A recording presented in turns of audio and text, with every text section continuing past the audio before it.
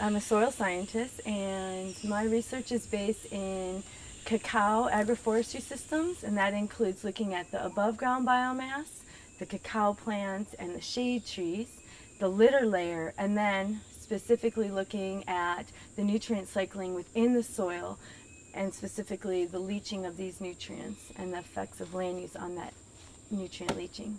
I love coming into a place and really being able to learn about the landscape and how the people live and survive on this landscape. And I feel like the farmers teach me so much.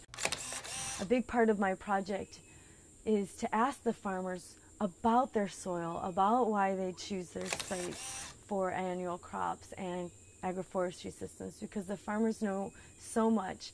And specifically in the area of Talamanca, there's just about zero data on soils for chemical analysis or classification.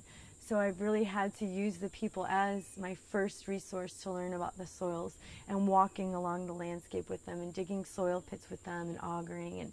And it's the most amazing thing to be in a soil pit and have about 5 men and a couple of children and 3 women standing around you. What is this gringa doing, in the soil? And we try to guess the clay concentrations, or try to discuss what they think the colors of the soil mean, or how they judge a useful soil for annual crops or banana or cacao. I've had a great experience here working with Costa and the University of Idaho, and get to work with cacao, which is soon to be made into chocolate. So these are the seeds of the cacao tree. And what the farmers do is they open them up in the field, and they take out all the seeds and they put them in a big sack. And sometimes they can sell the seeds to the local organization. They call it wet. Or they dry them out on these large sacks in the sun, and they dry the cacao beans, or they sell them dry.